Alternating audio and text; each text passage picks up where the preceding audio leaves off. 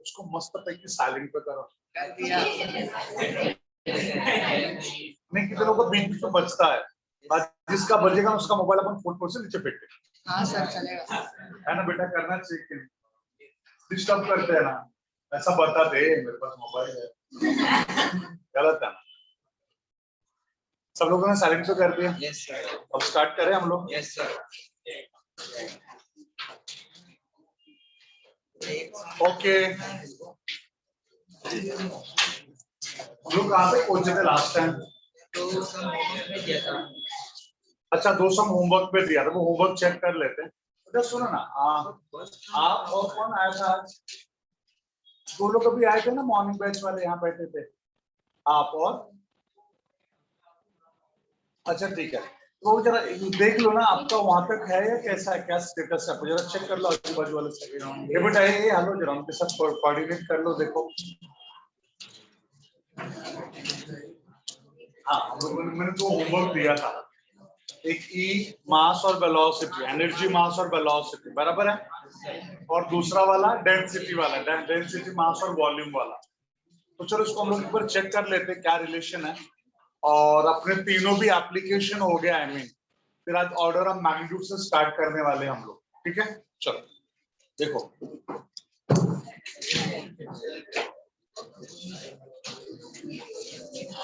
सो जो 2 होमवर्क मैंने दिया है, एनर्जी इक्वल्स टू के मास और वेलोसिटी। सी लिखा था कि वी लिखा था?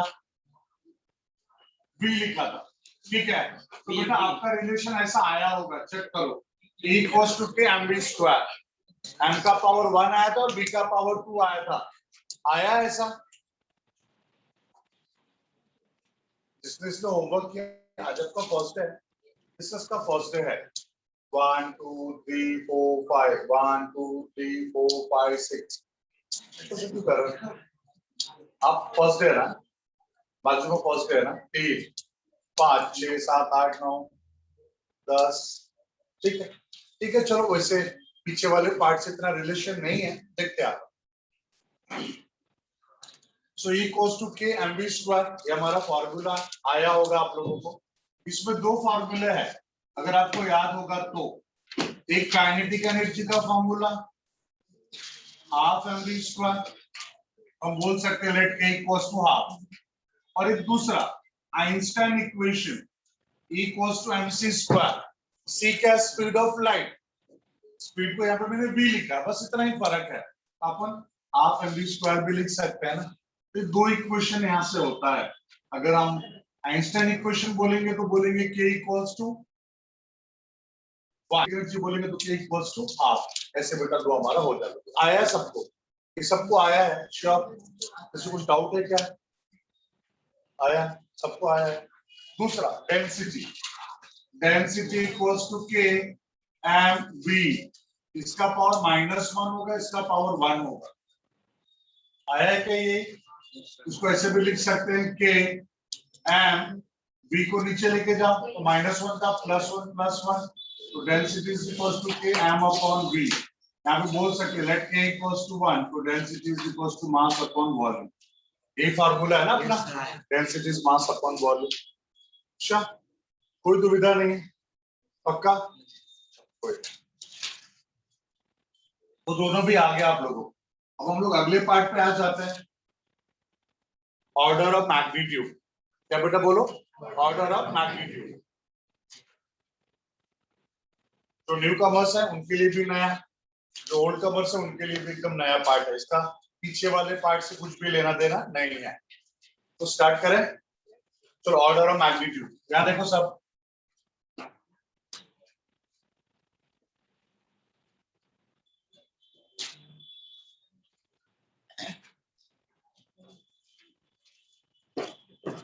ऑर्डर ऑफ मैग्नीट्यूड बोलूंगा, a number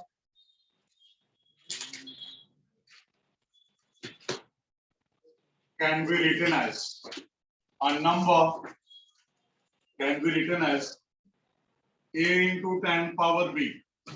A number can be written as a into 10 power b if a is greater than or equals to 0.5 but less than 5, then 10 power b is called order of magnitude. कोई कुछ लिखेगा नहीं, मैंने पहले ही बोला है। मैंने बोला a number can be written as a into 10 power b if a is greater than equals to 0.5 but less than 5, then 10 power b is called order of magnitude. कहीं कहीं पे किसी कॉलेज में सिर्फ b को बोलते ऑर्डर ऑफ मैग्नीट्यूड और कहीं कहीं पे 10 पावर b को बोलते ऑर्डर ऑफ मैग्नीट्यूड। तो देख रहे हैं ना आपके कॉलेज में लोग क्या बताते हैं, अकॉर्डिंगली आप लोग लिखना। फिलहाल 10 पावर b को भी ऑर्डर ऑफ मैग्नीट्यूड बोलते हैं और जिसमें b का वैल्यू रहेगा उसको भी ऑर्डर ऑफ मैग्नीट्यूड बोलेंगे। पहले तो आपको समझाया कि सर ने लिखा क्या है, sir a into 10 power b होता क्या है। ठीक है, एग्जांपल देख के समझाता हूं तो समझेगा। Example first, mass of earth के बारे में कोई बताएगा मुझे? मास ऑफ अर्थ बेटा बराबर है आप लोगों का हुआ था, ये हो गया आपका, ठीक है। मास ऑफ अर्थ कोई बता रहे कि मैं लिखूं? 2400 किलोमीटर। वो तो रेडियस है। 6400 किलोमीटर तो रेडियस है ना। मास ऑफ द अर्थ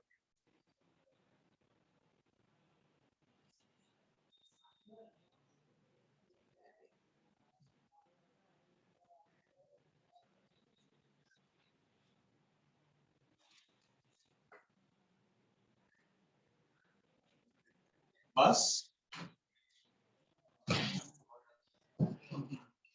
इतना ही है बेटा, बस बहुत कम है ना। ये बेटा कोई इसको ऐसा बता सकता है जैसे मैं बता रहा हूं, जैसे unit 10 100 1000 10,000 lakhs 10 lakhs crore 10 crore. आगे आगे मुझे नहीं पता, आपको पता है तो बताओ प्लीज।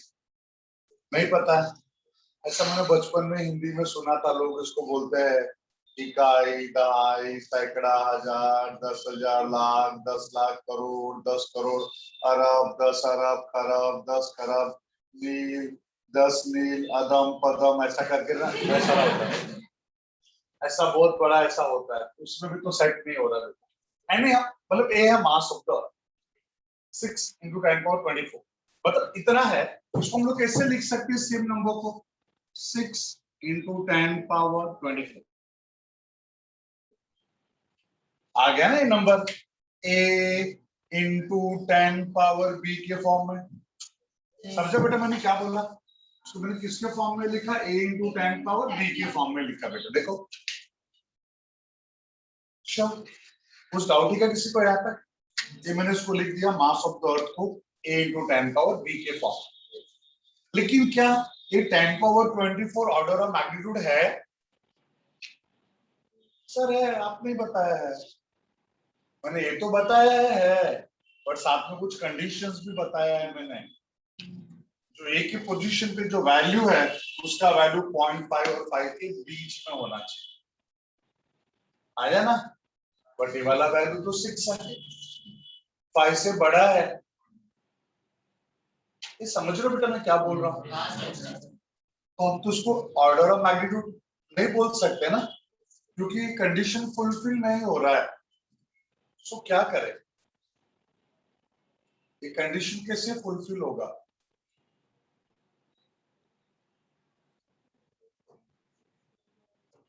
हाँ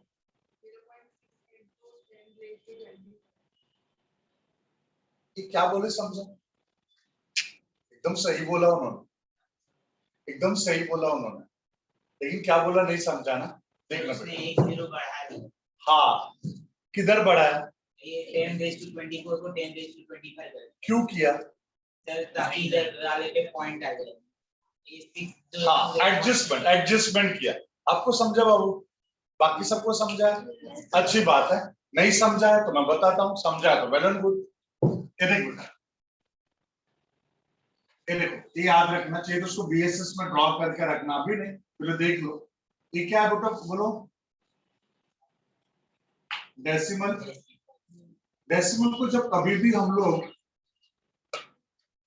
लेफ्ट में शिफ्ट करेंगे उसका पावर क्या होगा बेटा, बोलो। इंक्रीज है। समझा मैंने क्या बोला?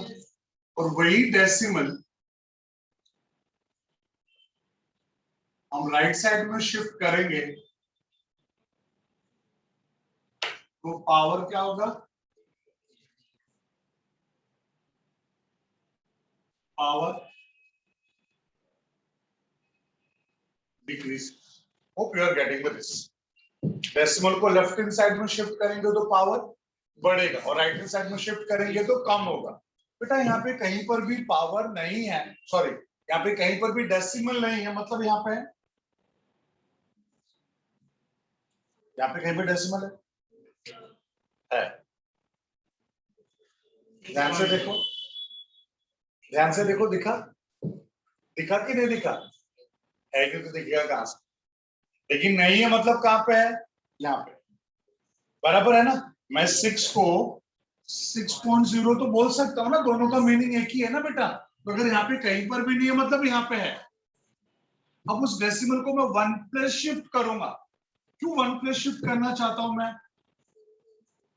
ताकि मेरा ये जो ए वाला वैल्यू है it should be between 0.5 to 5। अब वो 0.6 हो गया मतलब 0.5 से 5 के बीच में आ गया।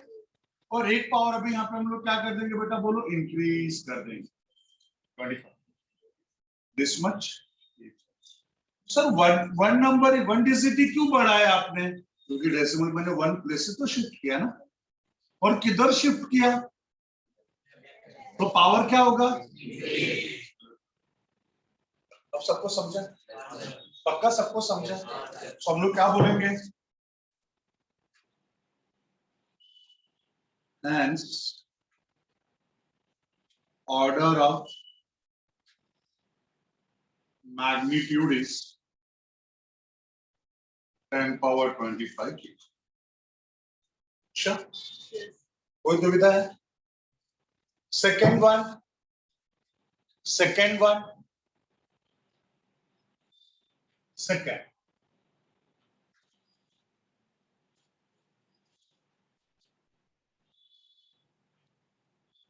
यूनिवर्सल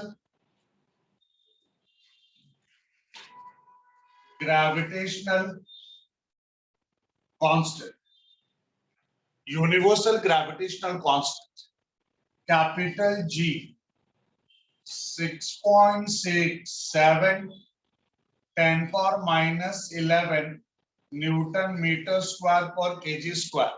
पढ़ा है बेटा हम लोगों ने? 10th स्टैंडर्ड ग्रेविटेशन में पढ़ा है। श्योर? कुछ डाउट है क्या? पक्का नहीं है? फाइन। ये हमारा जी का वैल्यू हो गया। ये बेटा ये तो a इंटू 10 पावर b के फॉर्म में है, तो क्या हम लोग 10 पावर -11 को ऑर्डर ऑफ मैग्नीट्यूड बोल सकते हैं क्या? छोटू बेटा बोल सकते? क्यों नहीं बोल सकते बाबू, बताओ क्यों नहीं बोल सकते? हाँ तो रहने दोनों से क्या फर्क है। हाँ ये सही बोला बच्चा, ये 5 से बड़ा है। अपने को क्या करना, उसको 0.5 से 5 के बीच में लाना है। बोलो कैसे लाएंगे, कैसे एडजस्टमेंट करेंगे? बोलो। पॉइंट को राइट साइड में शिफ्ट करेंगे, इधर शिफ्ट करेंगे यहाँ पे। अरे हाँ तो बोलो, आना करेंगे ना बच्चा। इधर करेंगे तो 66.7 हो जाएगा। 5 से बहुत बड़ा हो गया फिर। अभी तक तो एक ही बड़ा था ना 0.6, मतलब 6 पॉइंट एक ही बड़ा था। इसको इधर शिफ्ट करेंगे तो फिर बहुत बड़ा हो जाएगा। ये सुन रहे हो ना मैं क्या बोल रहा हूं? तो क्या करेंगे बोलो? मतलब शिफ्ट करेंगे बट राइट में नहीं, किधर करेंगे? लेफ्ट में। तो क्या हो जाएगा 0.667।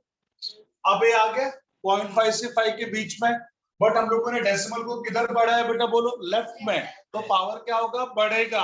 तो -11 का क्या हो जाएगा, -12। अरे हाँ तो बोलो, हाँ सर। -12।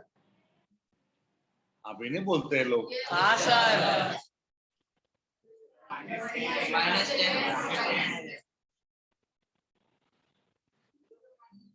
बढ़ेगा तो -12 ना। हाँ तो क्या हो गया, तो क्या हो गया, -12। ये गलत गलत बोल रहे हैं ना बेटा, ये लोग सही बोल रहे हैं। क्या बोलते हैं बाकी लोग, ये लोग फंसा रहे हैं हम लोगों को। ऐसा कैसा होगा, -12 होना चाहिए ना। पक्का सब एग्री है, क्लियर है बेटा माइंड में। तो अपने को दिमाग में रखना है कि हमारा लेफ्ट साइड पे पावर बढ़ेगा, लेकिन ना जब नेगेटिव वैल्यू होता है तो छोटा बड़ा होता है और बड़ा वैल्यू छोटा होता है, वो दिमाग में रखो बेटा। अरे तुम्हारी तिजोरी में 500 करोड़ रुपए पड़े हैं और तुम्हारे सर पे 500 करोड़ का कर्जा है, दोनों में से कौन सा बेटर है। तो सीधी सी बात है भाई, पड़ा रहेगा वो अच्छा है ना रे, कर्जा वाला थोड़ी अच्छा है। तो माइनस में जो बड़ा नंबर होगा वही क्या हो जाएगा, छोटा हो जाएगा, और छोटा वाला क्या हो जाएगा, बड़ा हो जाएगा। तो यहाँ पे हमारा पावर बढ़ेगा, कितना बढ़ेगा, 1।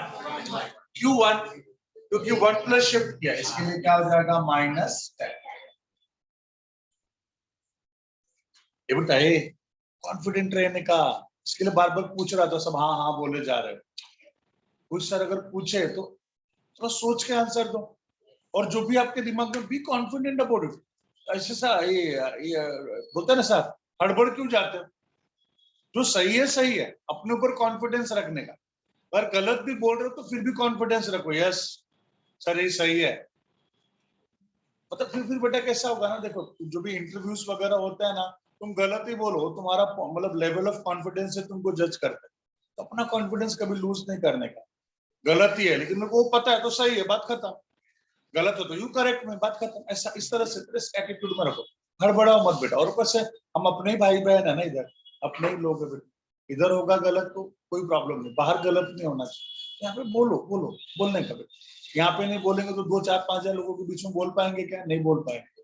तो this is the place to develop our confidence. ठीक है, क्लियर है, आ गया। तो क्या बोलेंगे, therefore order of magnitude is 10 power -10 newton metre square और kg स्क्वायर। नेक्स्ट वाला बेटा, नेक्स्ट थर्ड वन,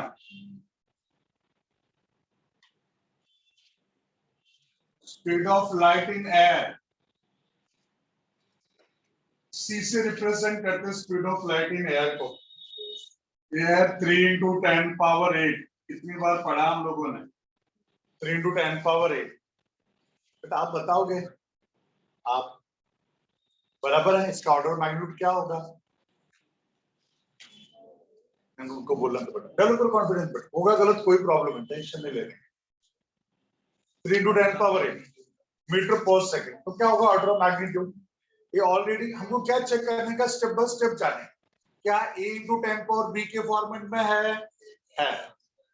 अब क्या चेक करने का, क्या a 0.5 और 5 के बीच में है। मतलब ये जो 10 का पावर है वही ऑर्डर है मैग्नीट्यूड। अपलो है कि नहीं। तो क्या बोलेंगे, यहाँ पे कुछ भी एडजस्टमेंट की जरूरत है क्या, क्योंकि ऑलरेडी 0.5 और 5 के बीच में है। Therefore order of magnitude is 10⁸ metre पर सेकंड। फोर्थ वाला, अभी थोड़ी देर पहले किसी ने बताया था रेडियस ऑफ अर्थ के बारे में। क्या radius of earth, r = 6400 kilometre. बेटा ये चलेगा क्या, नहीं चलेगा ना। आप बताओगे बाबू, करने का नहीं, होने दो गलत, कोई प्रॉब्लम नहीं, हम सब साथ में हैं। ये चलेगा क्या, हाँ बता। ये चलेगा? नहीं चलेगा। क्यों नहीं चलेगा? a इंटू 10 पावर b के फॉर्मेट में नहीं है। उसको उस फॉर्मेट में लाने के लिए क्या करेंगे? यहाँ पे डेसिमल कहाँ पे बेटा बोलो? कहाँ पे है? यहाँ पे डेसिमल कहाँ पे है? कहीं नहीं, मतलब कहाँ पे बेटा बोलो? यहाँ पे है, यहाँ पे, यहाँ पे, यहाँ पे बेटा। कहीं नहीं मतलब यहाँ पर है। 0 0 कहीं भी नहीं मतलब यहाँ पर है। उसको 1 प्लस शिफ्ट करूंगा ये या, बट क्या अभी 0.5 और 5 के बीच में आया? नहीं। एक प्लस और शिफ्ट करो ये या, अभी भी आया? नहीं। एक प्लस और शिफ्ट करो। मतलब कितना शिफ्ट करना और देख के शिफ्ट करना है ना, अपनी मर्जी को कितना भी कर लेंगे, वो एडजस्टमेंट करना पड़ेगा हम लोगों को। तो उसको फिर अगर यहाँ से यहाँ पे भी नहीं, यहाँ पर भी नहीं, क्योंकि 6.4 बड़ा है 5 से, प्लस और शिफ्ट कर देंगे। 0.64 इंटू 10 पावर कितना प्लस शिफ्ट किया? 1 2 3 4 10 पावर 4। अभी आ गया a इंटू 10 पावर b के फॉर्म में आ गया, a इंटू 10 पावर b के फॉर्म में आ गया। और ये भी 0.5 और 5 के बीच में है। मतलब अब हम बोल सकते हैं 10 पावर 4 इज ऑर्डर ऑफ, लेकिन एक गलत जवाब है। थोड़ा सोच के देखो बेटा। हाँ बोलो बोलो बोलो। हाँ बोलो।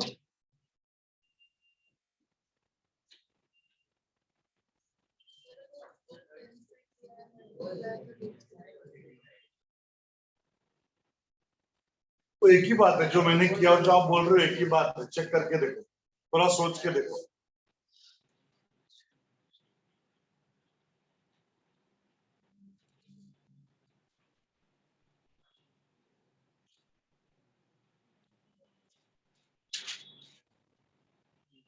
मैंने बोला ये गलत है।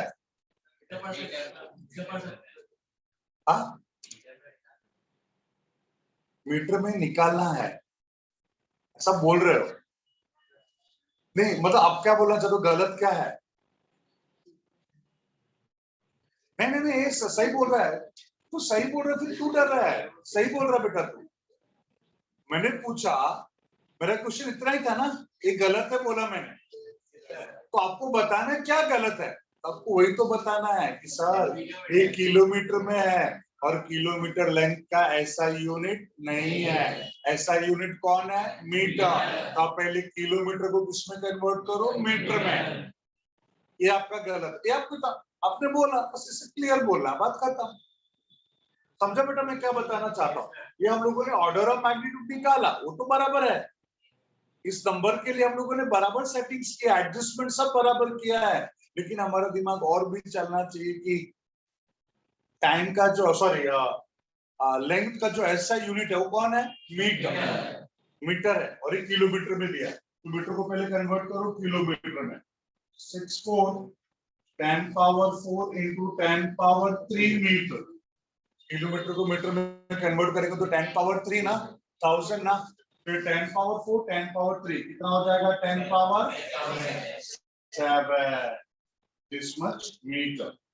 Therefore order of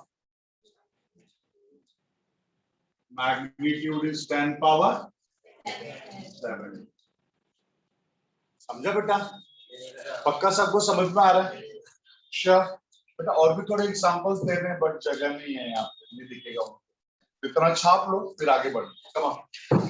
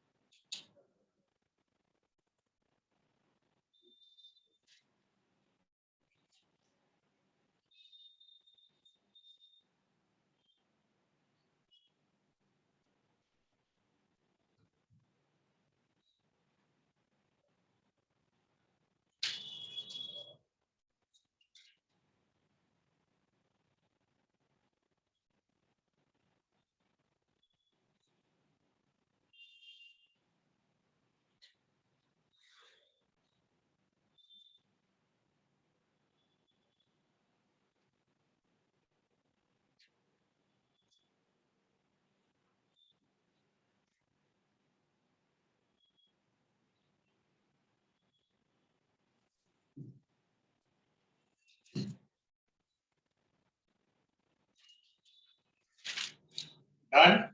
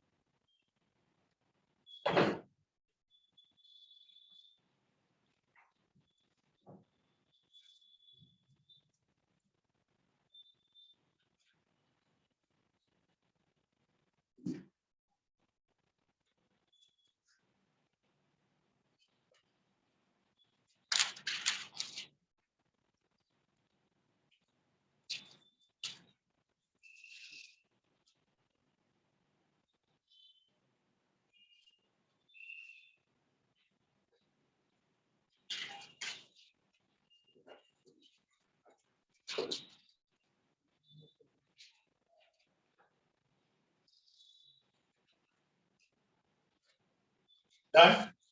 हो गया? रब कर रहे हैं?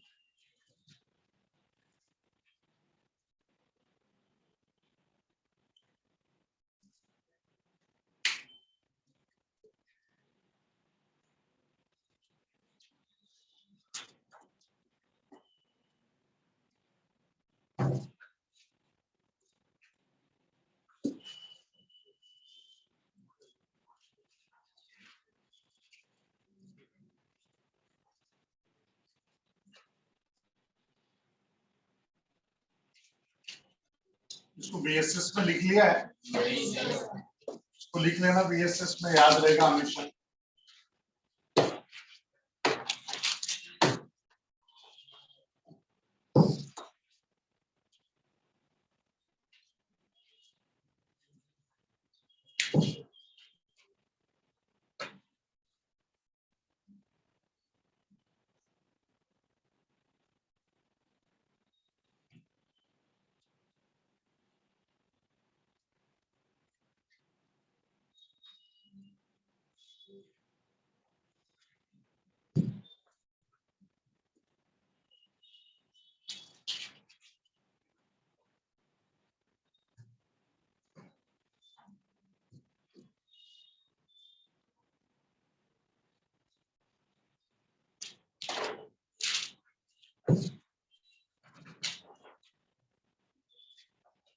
चलो अब यहां देखो, fifth one,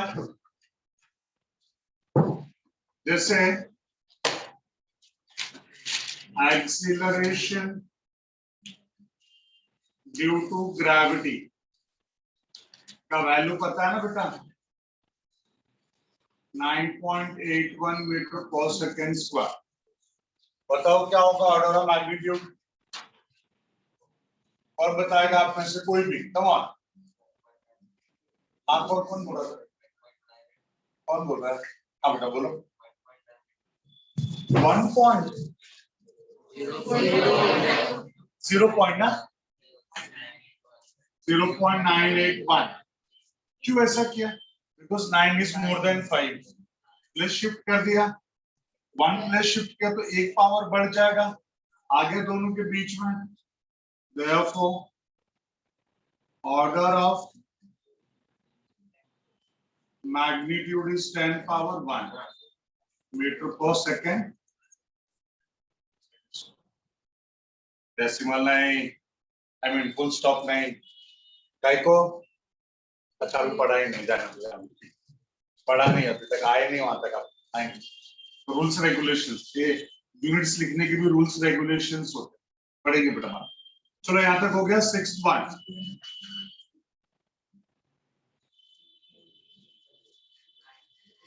time period of earth rotation. Earth के रोटेशन का टाइम पीरियड क्या है बेटा बोलो? 24 आवर्स। बोलो ऑर्डर ऑफ मैग्नीट्यूड क्या होगा? 2.4। वेरी नाइस बेटा। 2.4 into 10 power 1। So order of magnitude is 10 power 1, जो कि गलत जवाब है। समझा? R टाइम का R यूनिट है क्या? सेकेंड। तो अपने को पहले क्या करना पड़ेगा बोलो? 24 into 60 minute into 60 second. So that is 86,400 seconds। 1 2 3 4, अभी भी नहीं चलेगा। 5 8 6 4 into 10 power 5 6। So order of magnitude is order of magnitude is 10 power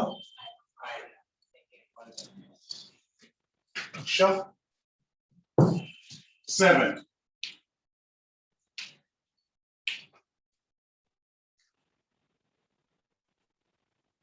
कोई भी लाइन दिया है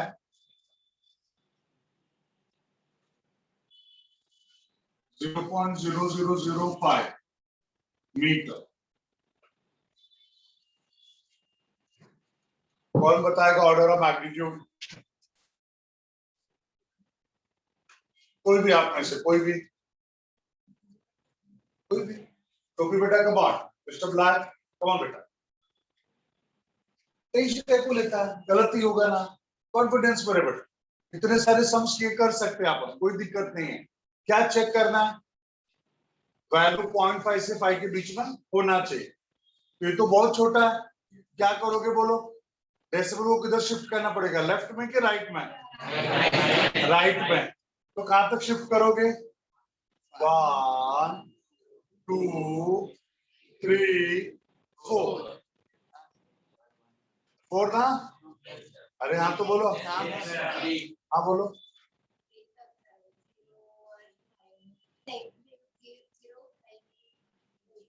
यहाँ पे होना चाहिए, यहाँ पे लेके आए तो क्या प्रॉब्लम है? बराबर है ना? गलत है, वही लड़की सही है। क्यों बेटा? पढ़ाने ध्यान से पढ़ गए। Should be less than 5। 0.5 का इक्वल और ग्रेटर, बट 5 से लेस होना चाहिए, 5 का इक्वल नहीं होना चाहिए। इसके लिए सही आंसर क्या रहेगा बेटा बोलो? यहाँ पे रहेगा। ये सबको समझा? जानबूझ के ऐसा नंबर मैंने दिया कि बातों को कंफ्यूजन नहीं होना चाहिए। 5 से छोटा होना चाहिए, 5 का इक्वल नहीं होना चाहिए, और आउट शुड बी 1 2 3। उसको क्या लिख देंगे बेटा बोलो? 0.5 into 10 power 1 2 3 3 प्लस 3 अच्छा बल को बताना नहीं समझ में आ रहा, काय को -3 राइट साइड में शिफ्ट करेंगे तो पावर डिक्रीज होगा। कितना प्लस शिफ्ट किया 3, तो 3 डिक्रीज होगा। इसके लिए क्लियर है बेटा, ये सारा कॉन्सेप्ट अच्छे सबको समझ में आ रहा है। This much we do, therefore order of magnitude is 10 power -3। छाप लो बेटा इसको। तो किसी ने पूछा what is the order of magnitude, तो क्या बोलोगे? A number can be written as a into 10 power b. If a is greater than equals to 0.5 but less than 5, then 10 power b is called order of magnitude. Come on.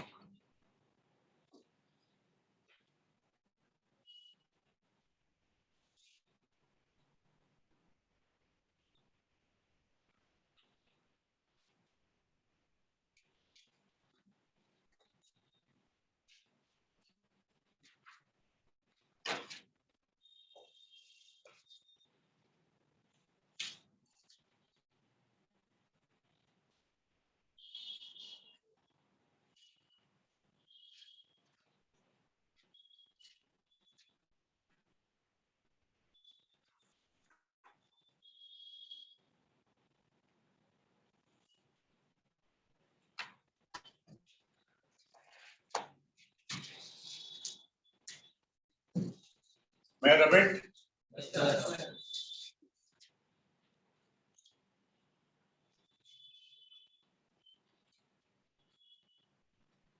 जब का first है बेटा।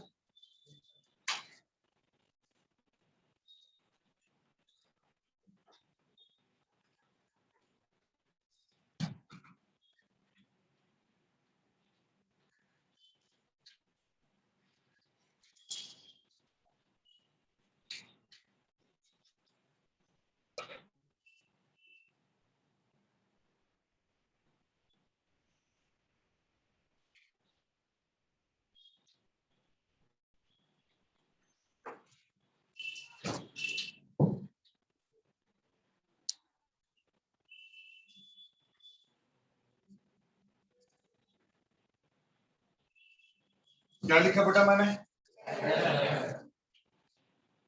सब book notebook सब बंद करो, सिर्फ सुनो ध्यान से।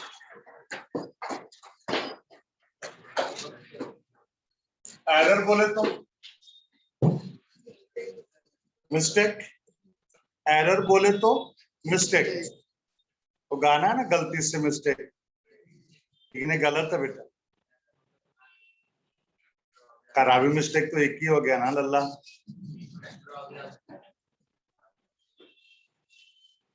बेटा एरर और मिस्टेक, कोई खराबी बोलो वो सब एक ही बात है। तो मिस्टेक और एरर में डिफरेंस है। Error is different, mistake is different. अब लोगों से क्या डिफरेंस है? मिस्टेक वो है जिसको आप करेक्ट कर सकते हो। हमसे कोई गलती हो गई, दिमाग में रखेंगे यार शिट गलती हो गई, नेक्स्ट टाइम से नहीं करना है। आप उसको कंट्रोल करके नहीं कर सकते। तो मिस्टेक वो है जिसको आप नेक्स्ट टाइम क्योर कर सकते हो, बट एरर्स वो है जिनको आप चाह के भी कुछ नहीं कर सकते। Hope you are getting this difference, आपको समझ में आ रहा है? तो मिस्टेक वो है जो हम करेक्ट कर सकते हैं, एरर वो है जिसको हम कुछ नहीं कर सकते। ज्यादा से ज्यादा उसको कम कर सकते, मिनिमाइज कर सकते हैं, खत्म तो पॉसिबल ही नहीं कर सकते। तो अगर किसी ने पूछा व्हाट इज एरर, तो हम बोलेंगे difference between true value and measured value. Difference between true value and measured value is called error. Difference between true value and measured value is called error. True value और measured value दोनों के बीच में जो difference होगा ना, उसी को हम लोग एरर बोलते हैं। क्लियर है सबको एरर क्या है? सब एक साथ बोलो, what is error? Difference between true value and measured value is called error. अभी हमको यहाँ पे टाइप्स ऑफ एरर्स के बारे में पढ़ना है।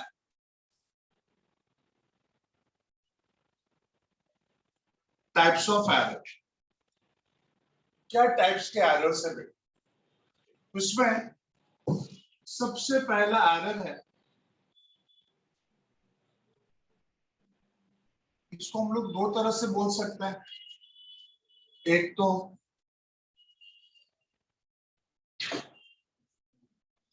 इंस्ट्रूमेंटल एरर और इसी का दूसरा नाम है कांस्टेंट एरर।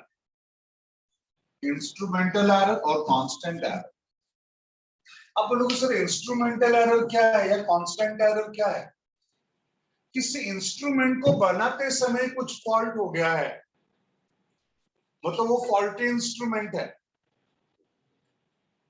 तो उसके एरर को हम लोग क्या बोलेंगे बेटा? बोलो, इंस्ट्रूमेंटल एरर। जैसे ये हमारा थर्मोमीटर,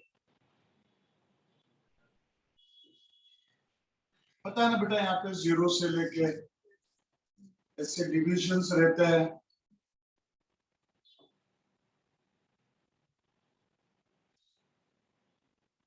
और 0 के सामने मर्क्यूरी रहता है बेटा, मर्क्यूरी। अब जैसे जैसे बेटा टेम्परेचर बढ़ेगा, यहाँ पे हीट बढ़ेगा, मर्क्यूरी का लेवल ऊपर ऊपर ऊपर ऊपर राइज होगा। मर्क्यूरी कहां तक राइज हुआ, उसके सामने वाला वैल्यू को हम लोग क्या बोलेंगे बेटा? बोलो, टेम्परेचर। तो जहां तक राइज होगा उसी को हम लोग बोलेंगे वो टेम्परेचर है। मान लो 0 यहां से कैलिब्रेट किया है, कैलिब्रेट का मतलब यहां से सब प्रिंट किया है, और हमारा मर्क्यूरी यहाँ के बजाय यहां से स्टार्ट हो रहा है। समझो ये 8 या 9 डिग्री सेल्सियस, तो इस 8 डिग्री का डिफरेंस हर बार आएगा कि नहीं? एक्चुअली हम मेजर कितना करेंगे? समझो 60, बट एक्चुअल टेम्परेचर कितना रहेगा? 54। समझा ना? ये 8 का डिफरेंस आएगा कि नहीं हमेशा? क्योंकि हम ये एक्चुअली टेम्परेचर राइज हो रहा है यहाँ से और हम काउंट कर रहे हैं यहाँ से, उतने का डिफरेंस हर बार आएगा। उसी को हम लोग क्या बोलेंगे बेटा? बोलो, hope you are getting this. मेरी बात सबको समझा? तो ये जो एरर आ रहा है, क्या आपके मिस्टेक्स की वजह से आ रहा है? आपने कुछ गड़बड़ किया? नहीं। ये गड़बड़ किसने किया बेटा? बोलो, बनाने वाले। कंस्ट्रक्शन में ही गड़बड़ हो गया। तो यहाँ पे जो भी डिफरेंस आएगा उसको हम लोग क्या बोलेंगे? हो सकता बेटा ये जो यहाँ पे कैलिब्रेशन यहाँ से वो मर्क्यूरी का लेवल नीचे से, ऐसा भी तो हो सकता है। तो यहाँ पे जो एरर्स आ रहे हैं इसी को हम लोग बोलेंगे, बेटा बोलो इंस्ट्रूमेंटल एरर, क्योंकि ये जो एरर है वो इंस्ट्रूमेंट की वजह से आ रहा है, so it is called instrumental error. दूसरा, इसको कांस्टेंट एरर क्यों बोलेंगे? क्योंकि हर बार उसी 8 का ही डिफरेंस रहेगा ना हमेशा, कोई भी रीडिंग लो हर रीडिंग में 8 का ही डिफरेंस रहेगा, इसके लिए उसको हम लोग क्या बोलेंगे? Constant error. तो इंस्ट्रूमेंटल एरर और कांस्टेंट एरर। इंस्ट्रूमेंटल एरर किसी फॉल्टी कंस्ट्रक्शन की वजह से अगर हमें रीडिंग्स में एरर आ रहा है तो उसको हम लोग क्या बोल देंगे बेटा बोलो? Instrumental error. And it is also called as constant error because same amount of error exist every time. Hope you are getting this. पक्का? दूसरा है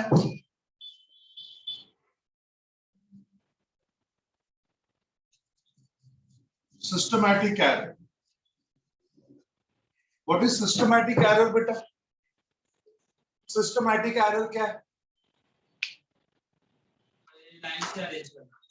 क्या? नहीं ऐसा नहीं, ऐसा नहीं। सिस्टमैटिक एरर का मतलब ऐसा नहीं।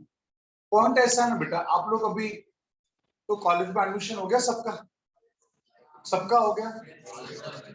किसका किसका नहीं हुआ है? मेजोरिटी लोगों का नहीं हुआ, तो जिसका हो गया और रेजिडेंट जिसका हो गया, which कॉलेज? ठाकुर। सब ठाकुर निर्मला वाले ही, ठीक है चलो कोई प्रॉब्लम। तो बेटा कैसा है, अब अभी आपका एडमिशन प्रोसेस होगा। अब इस साल पता नहीं तुम लोग कॉलेज का मुंह देखोगे कि नहीं, होप फॉर द बेस्ट। देखना चाहिए बेटा, देखना चाहिए। कॉलेज में जाएंगे, अच्छा तुम लोग किस एंगल से? सर 2 साल से पक गए सर, बस अब तो देखने दो यार, बस हो गया। ऐसा इस एंगल से बोल रहे हो कि कुछ सीखना है, देखना इस एंगल से सोच रहे हो? पक गए ना बस, अभी बस हो गया घर में अभी, ऐसा ऐसा इस एंगल से। चलो किसी भी एंगल से, लेकिन बाहर निकलना चाहिए भी, बस हो गया बेटा, ऐसा बहुत बहुत ज्यादा नेगेटिविटी होगी। अब आप थोड़ा यहाँ से बाहर निकले, कॉलेज आएंगे। कॉलेज में बेटा आप प्रैक्टिकल के लिए जाओगे, लैब वगैरह में जाओगे, प्रैक्टिकल लैब में जाओगे। 10th में भी जाते थे, तो आप लोगों की बदकिस्मती मानो या खुशनसीबी मानो कि आप लोग 10th में भी लैब में नहीं गए, ठीक है। लेकिन 10th वगैरह में लैब में लेके जाते हैं तो उधर इंस्ट्रूमेंट्स रहेगा तो इधर से दिखाते हो, मस्त है ना, ऐसा दिखाते हो, दूर से दिखाते हो। हमको छूने नहीं देते, पता है लोग छूएंगे तो तोड़ेंगे, हमको छूने नहीं देते। लेकिन बेटा कॉलेज वाले आपको छूने देंगे, क्यों पूछो? पैसा लेके रखा है ना। पता है साइंस और कॉमर्स के फीस में वही 5-6 हजार का डिफरेंस आता है। क्यों 5-6 हजार का डिफरेंस आता है? जो प्रैक्टिकल्स रहता है, कॉमर्स में प्रैक्टिकल्स नहीं रहते। तो जो प्रैक्टिकल्स में आप सब तोड़ने उड़ने वाले हो, उसका पहला पैसे से पहले ही पैसा लेके रखते हो, क्या तोड़ जितना तोड़। लेकिन उसमें भी लोगों का माइंड फंस कर रहे, तो ज्यादा तोड़ रहा है, डबल फाइन लेंगे आपसे, फिर आपका आईडी ले लेंगे, फिर आपसे फाइन भी भरवाएंगे उसको। तो सर जानबूझकर तोड़ने को मत जाना, क्या पैसा भरा तोड़ूंगा, ऐसा ऐसा ऐसा नहीं मत जाना, तो डबल डबल भरवाएंगे। सो प्लीज उधर आपको ना सब प्रैक्टिकल्स खुद से करने रहेंगे बेटा। तो प्रैक्टिकल्स करने के लिए जो इंस्ट्रूमेंट्स होते हैं उसमें बहुत सारे एडजस्टमेंट्स होते हैं। कुछ ऐसे इंस्ट्रूमेंट्स होते हैं जिसका बेस एकदम हॉरिजॉन्टल होना चाहिए बेटा, नो आंकड़ा वाकड़ा तिकड़ा नहीं होना चाहिए, एकदम हॉरिजॉन्टल होना चाहिए। उसके लिए स्पिरिट लेवल आता है, क्या था बेटा बोलो? Spirit level. स्पिरिट लेवल कैसा होता है? एक ऐसा डिवाइस रहता है, उसके बीच में ऐसा ट्रांसपेरेंट रहता है, उसके बीच में एक बबल होता है, बबल। और वो बबल एग्जैक्ट सेंटर पे है, मतलब वो हॉरिजॉन्टल है। वो आंकड़ा वाकड़ा होगा ना, वो सेंटर पे रहेगा ही नहीं बबल। उस बबल का सेंटर पे रहना इस बात का इंश्योरेंस है कि भाई वो बराबर है, हॉरिजॉन्टल है ऐसा। Hope you are getting me this. तो उसको हम लोगों को हर जगह पे अलग अलग पोजीशन पे प्लेस करके हमें चेक करना पड़ता है हमारा बेस हॉरिजॉन्टल है या नहीं। कभी कभी ऐसे इंस्ट्रूमेंट्स होते हैं जो एग्जैक्ट ईस्ट वेस्ट डायरेक्शन में होने चाहिए, कुछ ऐसे इंस्ट्रूमेंट्स होते हैं एग्जैक्ट नॉर्थ साउथ डायरेक्शन में होने चाहिए।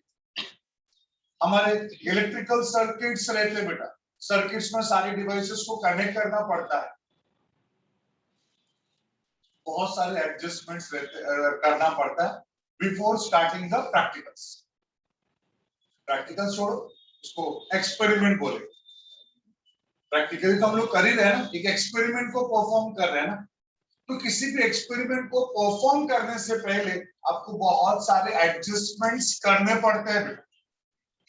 अगर आपके किसी भी एडजस्टमेंट में कुछ भी गड़बड़ी रह गई, आपने प्रॉपर एडजस्टमेंट नहीं किया, आपने प्रॉपर कनेक्शंस नहीं किया, तो क्या आप लोगों को करेक्ट रीडिंग आएगा? नहीं आएगा, आपको करेक्ट रीडिंग नहीं आएगा। और वहां पे जो एरर्स आप लोगों को आएगा उसी को हम लोग बोलेंगे systematic error. So what is systematic error? Error due to improper adjustments और सेटिंग्स। जो सेटिंग्स करते हैं किसी भी एक्सपेरिमेंट को परफॉर्म करने से पहले, वो हमारे किसी भी सेटिंग में एडजस्टमेंट में अगर कुछ भी प्रॉब्लम हुआ, कुछ भी मिस्टेक हो गया, हम बराबर नहीं कर पाए, तो हमारी रीडिंग्स में एरर्स आएंगे। उस एरर्स को हम लोग बोलेंगे systematic error. Hope you are getting this. मेरी बात सबको समझ में आई है? तीसरा है पर्सनल एरर। तीसरा क्या बेटा बोलो? Personal error. What is personal error? Third, personal error. हमारी किसी पर्सनल प्रॉब्लम की वजह से रीडिंग्स रॉन्ग आ रहे हैं, उसको हम लोग बोलेंगे पर्सनल एरर। फॉर एग्जाम्पल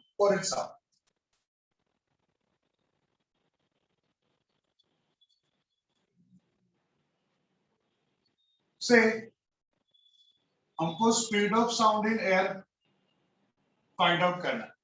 क्या फाइंड आउट करना बेटा बोलो? Speed of sound in air.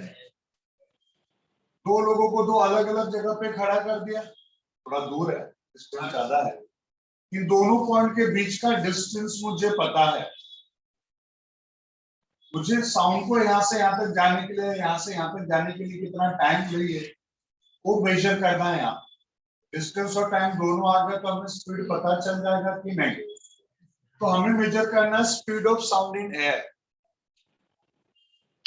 इन दो पॉइंट्स के बीच का डिस्टेंस हमें पता है, डिस्टेंस मैंने पहले लिख दिया है। मुझे टाइम नहीं पता, मुझे टाइम कैलकुलेट करना है। अगर मुझे टाइम कैलकुलेट हो गया, टाइम पता चल गया, तो बस उस डिस्टेंस को टाइम से डिवाइड करूंगा तो साउंड का स्पीड हमें पता चल जाएगा। Hope you are getting me this. तो यहाँ पे मुझे टाइम कैलकुलेट करने के लिए एक्सपेरिमेंट परफॉर्म करना है। परफॉर्म करने के लिए क्या करेंगे? दो पर्सन होंगे, एक पर्सन यहाँ पे खड़ा कर दे, दूसरे पर्सन को यहाँ पे खड़ा कर।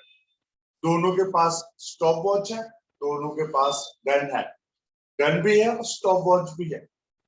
सबसे पहले यहाँ वाला जो पर्सन है बेटा, यहाँ वाला पर्सन वो गन फायर करेगा। क्या करेगा बेटा बोलो? गन फायर करेगा। गन फायर करेगा तो यहाँ से दो एनर्जी निकलेगी। कौन कौन सा बेटा बोलो? Light energy, sound energy.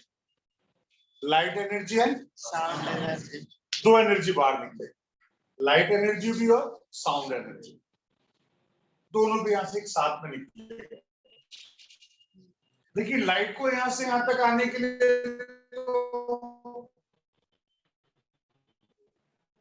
समय लगेगा ही नहीं लगेगा। क्यों? लाइट का स्पीड मैंने बताया ना बेटा, c कितना होता है? 3 × 10⁸ मीटर पर सेकेंड। बोले तो 1 2 3 4 5 6 7 8 मीटर पर सेकेंड। मीटर को किलोमीटर में कन्वर्ट करना तो 3 0 हटा दो। क्यों? मीटर को किलोमीटर में कन्वर्ट करेंगे तो डिवाइड बाय 1000 ना, 1000 से डिवाइड करेंगे मतलब 3 0 कैंसिल।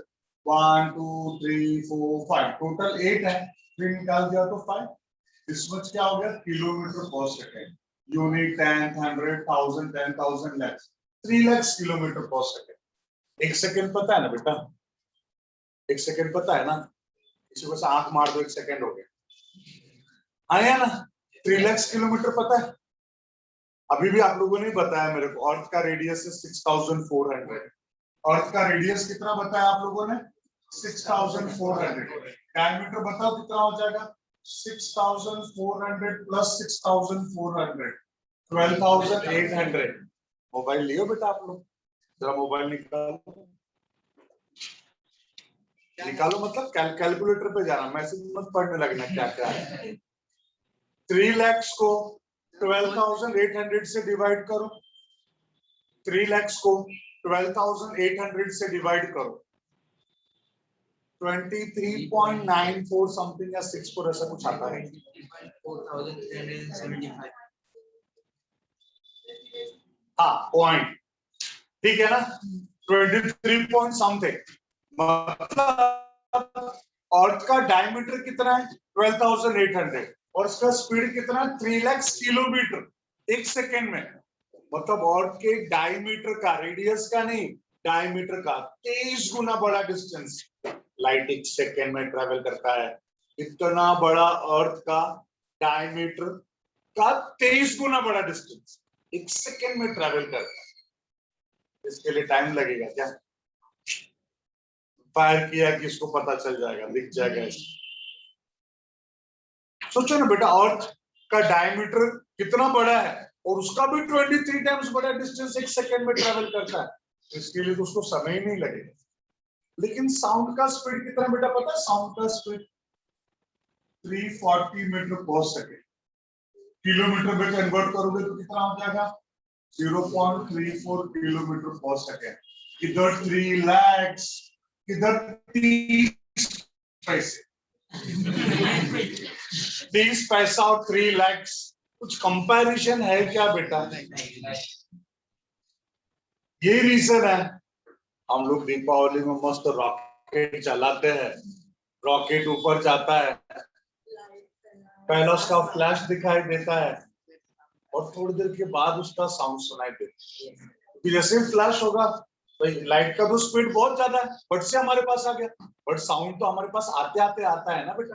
तो जैसे यहाँ पे इन्होंने गन फायर किया, उसको लाइट दिखाई देगा और जो हमारा साउंड है डोलते डोलते पहुंचेगा बेटा।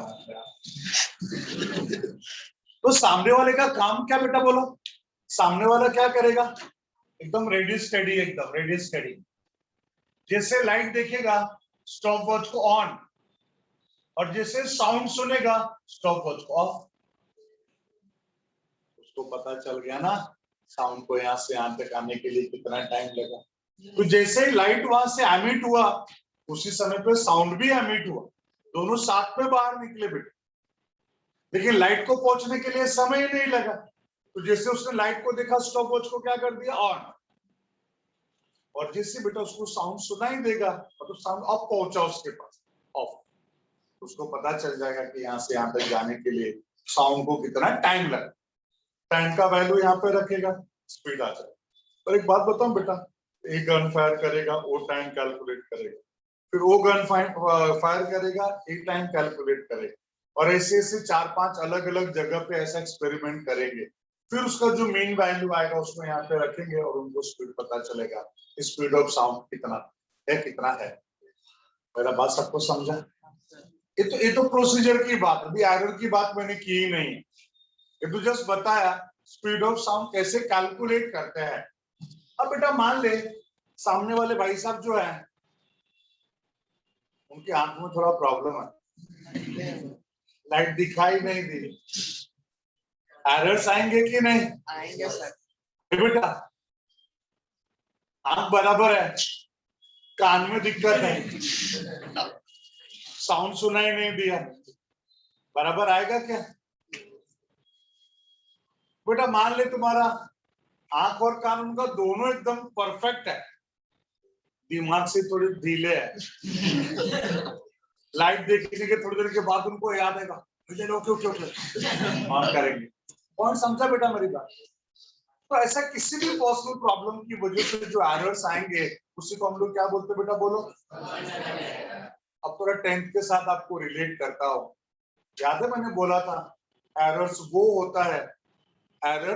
होता है जो कभी भी करेक्ट नहीं हो सकता। एरर वो होता है जो कभी भी करेक्ट नहीं हो सकता। एक बात बताओ बेटा, हम लोगों ने 10th स्टैंडर्ड में पढ़ा था आई बॉल के साइज के बारे में, आई बॉल के फंक्शन के बारे में, कि आई बॉल में cornea, iris, प्यूपिल, lens, ciliary muscles, retina, optical nerve. Optical nerve का फंक्शन बताओ बेटा। ऑप्टिकल नर्व का फंक्शन क्या होता है? नहीं पढ़ा था, क्यों?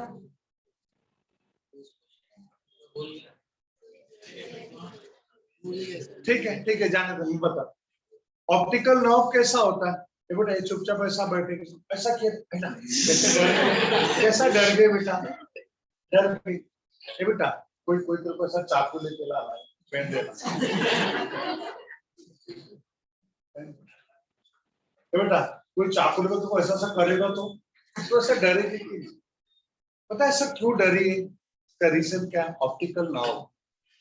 हम कोई भी चीज हमारी तरफ ऐसा अचानक आया है, किसी ने हमको कोई एक्शन किया, उस एक्शन का नॉट रिएक्शन, उस एक्शन को, उस एक्टिविटी को ब्रेन तक कौन लेके जाता? Optical nerve. बेटा ये सो रहा है, आंख इनकी बंद है, कोई चाकू लेकर ऐसे ऐसे करे ना, क्या फर्क पड़ता है? इनको कुछ पता चलेगा? ये बेटा मान ले एक कोई एकदम एब्सोल्यूट ले, मुन्ना भाई एमबीबीएस देखा? मुन्ना भाई एमबीबीएस, उसके आनंद भाई को ले लो, आनंद भाई को कुछ भी करो कुछ फर्क पड़ता है? क्योंकि भाई वो सिग्नल कहां तक नहीं जाता बेटा, बोलो? ब्रेन तक नहीं जाता। ब्रेन तक जाने लगे तो एक्टिव हो जाएंगे कि नहीं? मेरा बात सबको समझ में आया बेटा? मैं क्या बोलूं? एक्चुअली वही चीज यहाँ पर भी है, सारा सिग्नल ब्रेन को जाता, ऑप्टिकल नर्व के थ्रू जाता, और ऑप्टिकल नर्व के थ्रू जब सिग्नल ब्रेन को जाएगा तो ब्रेन उस कंसर्न पार्ट को ऑर्डर करेगा, जिससे बेटा इसके उनको हाथों को एक्शन आएगा, प्रोटेक्ट योरसेल्फ। वहां तक फट से ऐसा हो जाएगा, कोई ऐसा कीड़ा हमारे आंखों के सामने हमारे फट से सब बंद हो जाती है। तो ये सब कौन बताता? ब्रेन ऑर्डर करता। ये बेटा क्या लग रहा है रे? हमने कीड़े को देखा, मैसेज ब्रेन को जाएगा, ब्रेन इसको ऑर्डर करेगा, आंख बंद करेगा, टाइम इधर उधर नहीं होगा। क्या लग रहा है बेटा, जैसे ये पर्सन उस फायर को देखेगा वो तुरंत ऑन कर पाएगा क्या? नहीं कर सकता बेटा। वो लाइट को देखेगा आंखों से, ऑप्टिकल नर्व के थ्रू ब्रेन को जाएगा, ब्रेन हैंड को ऑर्डर करेगा, वो ऑन करेगा। थोड़ा टाइम तो आगे पीछे होना है ना, वो एरर तो होगा, होने दे, वो मंद है वो अलग बात हो गई, आंख में कान में प्रॉब्लम वो अलग बात हो गई, वो एब्सोल्युटली परफेक्ट है, फिर भी ये पॉसिबल है, इसमें तो हम कुछ कर ही नहीं सकते ना।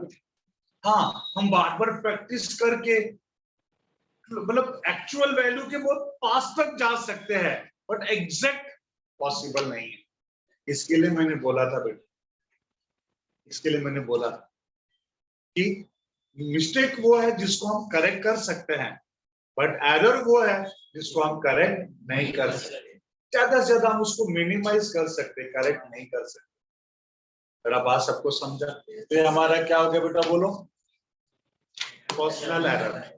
किसी भी हमारे पर्सनल प्रॉब्लम की वजह से अगर हमारे रीडिंग्स में एरर्स आ रहे हैं, उसको हम लोग क्या बोलेंगे बेटा, बोलो? Personal error. और नेक्स्ट वाला है बेटा यहाँ पे रैंडम एरर। क्या बेटा बोलो? फोर्थ वाला रैंडम एरर। अब वो रैंडम एरर क्या है? What is random error? क्या बोल बोल बोल कुछ बोल क्या? ऐसा ही है, क्या? ऐसा ही हो गया। हाँ मतलब क्या हो गया? ऐसा ही क्या हो गया? कुछ तो हुआ रहेगा ना। सर बेटा बताओ। देखो हमारे फिजिक्स में बहुत सारे सेक्शंस हैं। हमारे फिजिक्स में मैकेनिक्स है, प्रॉपर्टीज ऑफ मैटर है, साउंड है, हीट है, लाइट है, इलेक्ट्रॉनिक्स है, इलेक्ट्रोमैग्नेटिज्म है, modern physics, nuclear physics, thermal physics, relativity, बहुत सारे फिजिक्स है, अलग अलग बहुत सारे फिजिक्स है। अब सबके एक्सपेरिमेंट्स होते हैं, हीट वाले एक्सपेरिमेंट्स भी होते हैं जिसमें हीट सप्लाई किया जाता है, टेम्परेचर मेजर किया जाता है, लाइक दैट। हमारे सराउंडिंग में बेटा प्रेशर है, आप बोलोगे सर काय का प्रेशर, किस चीज का प्रेशर? फ्लूइड प्रेशर बेटा। एक बहुत इंपॉर्टेंट पॉइंट डिस्कस कर रहा हूँ, जरा ध्यान से सुनना। इसके बारे में बाद में भी पढ़ोगे, बट उसको समझे इसके लिए मैं बता रहा हूँ। फ्लूइड प्रेशर, अब बोलोगे सर फ्लूइड क्या था, पहले वो बताओ। प्रेशर तो फिर भी थोड़ा बहुत दिमाग में है, प्रेशर का मतलब क्या होता है।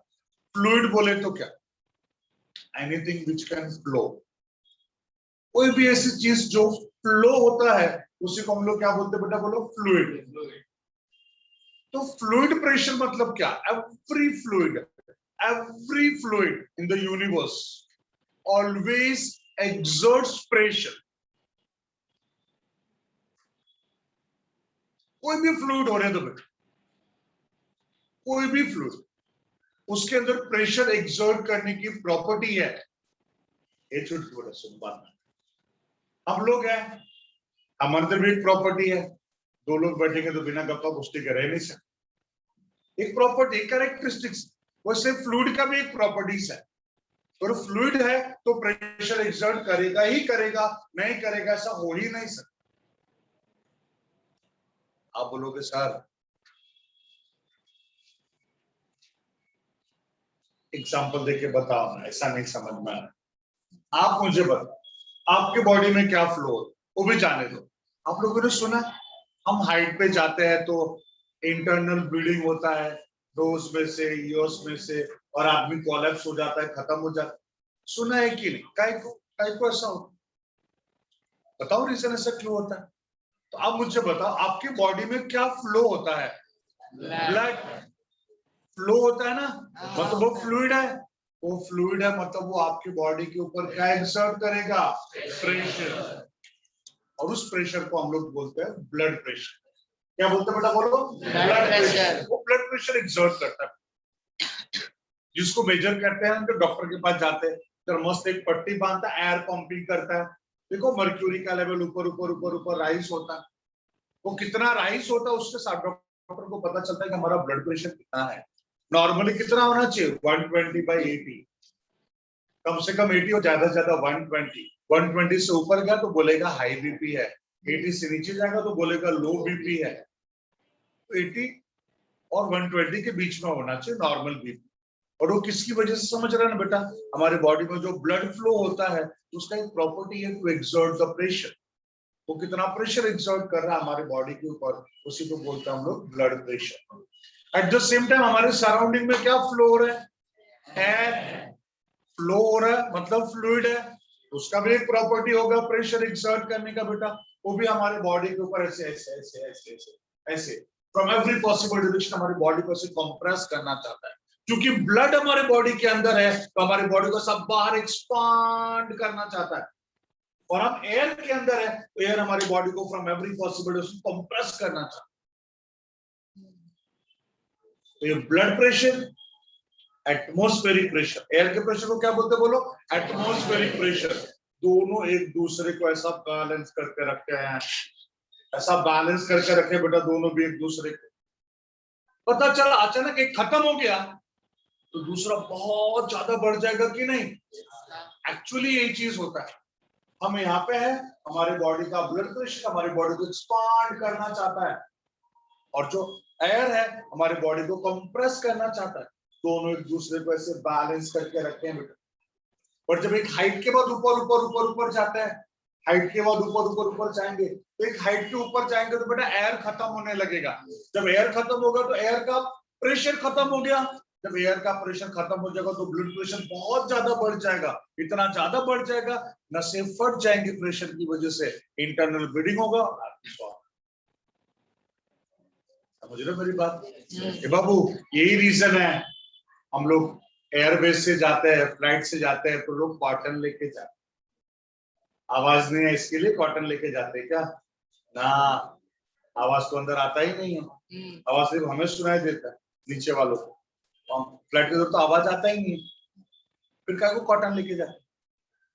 वो फ्लाइट 7,000 8,000 10,000 किलोमीटर के हाइट पे जाता है बेटा, कितना ऊपर है, एक क्लाउड से एकदम ऊपर रहता है। उतने हाइट पे जाने के बाद एयर का फ्लक्चुएशंस नॉर्मल है, लाजमी है, होगा बेटा। जब एयर फ्लक्चुएट होगा तो हमारा ब्लड प्रेशर भी फ्लक्चुएट होगा।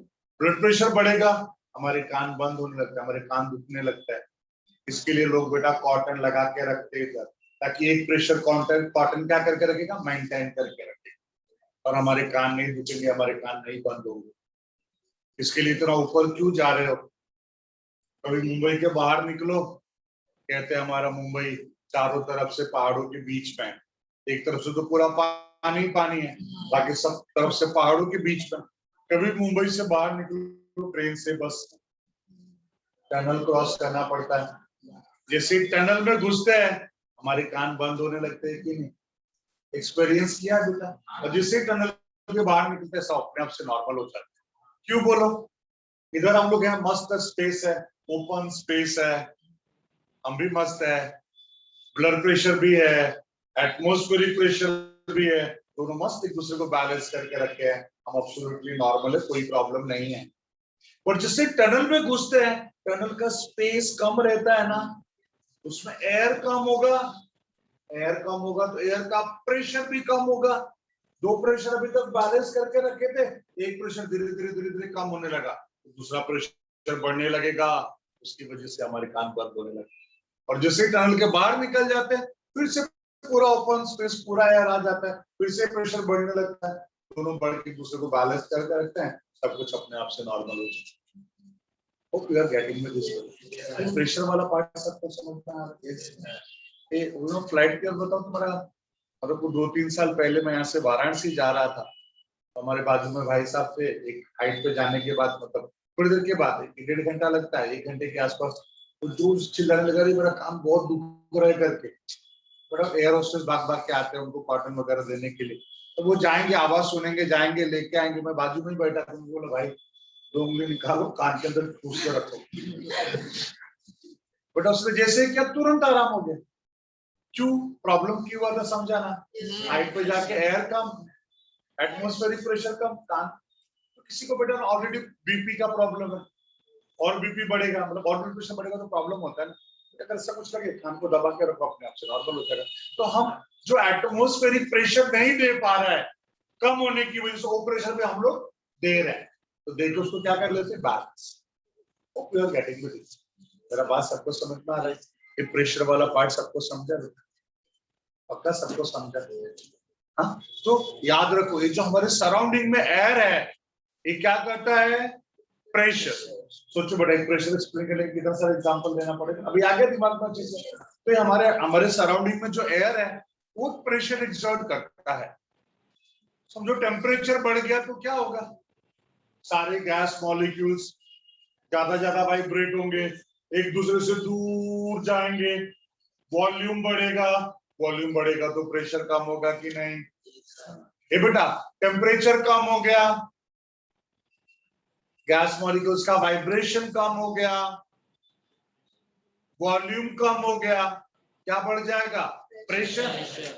और क्या लग रहा है बेटा, ये प्रेशर कंटिन्यूअस चेंज नहीं होगा? होगा। क्यों? क्योंकि बेटा हमारे सराउंडिंग का temperature depends on position of the sun and earth, और सन और अर्थ का पोजीशन तो हर एक मोमेंट पे चेंज होता है कि नहीं? हर एक मोमेंट पे चेंज होता रहता है, तो हमारे सराउंडिंग का टेम्परेचर भी हर एक मोमेंट पे चेंज होगा। सराउंडिंग का टेम्परेचर चेंज होगा तो सराउंडिंग का प्रेशर चेंज होगा, प्रेशर चेंज होगा तो वॉल्यूम चेंज होगा, वॉल्यूम चेंज होगा तो डेंसिटी चेंज होगा, ये कंटिन्यूअसली क्या होते रहते, चेंज होते रहते। ये बेटा आपने रैंडम बोला ना, ये छोटू रैंडम, हमारे प्रेशर, टेम्परेचर, डेंसिटी या वोल्टेज फ्लक्चुएट होने की वजह से, चेंज होने की वजह से अगर हमारे रीडिंग्स में एरर्स आता है, उसको हम लोग बोलते हैं रैंडम एरर। मैंने बोला ना बेटा, हमारे पास इलेक्ट्रिकल टॉपिक्स भी हैं, इलेक्ट्रिसिटी भी है ना हमारे फिजिक्स में, तो इलेक्ट्रिकल एक्सपेरिमेंट भी होते हैं। तो ऐसा बोलते हैं कि जितने देर हम इलेक्ट्रिकल एक्सपेरिमेंट परफॉर्म कर रहे हैं, उतने देर तक वोल्टेज क्या रहना चाहिए, कांस्टेंट। वोल्टेज में फ्लक्चुएशंस नहीं होने चाहिए। ये बेटा हमारे मुंबई वाले अच्छे हैं, सब मुंबई का लोग अच्छे हैं, जो मुंबई में रहता है मुंबई का अच्छे लोग हैं, टाइम पे बिल भरते हैं, अडानी अंबानी और रिलायंस वाले भी अच्छे हैं, हमको अच्छे से सर्विस देते हैं। जब हम अच्छे तो भी अच्छे ना बेटा, तो हमको तो नेटवर्क का कोई प्रॉब्लम, आई मीन वोल्टेज का कोई प्रॉब्लम नहीं होता। गांव खेड़े में चलो, गांव के लोग बिल ही नहीं भरते, चुरा चुरा के सब अपना चलाते रहे, भाई वो लोग भी सर्विस वैसे ही देंगे ना।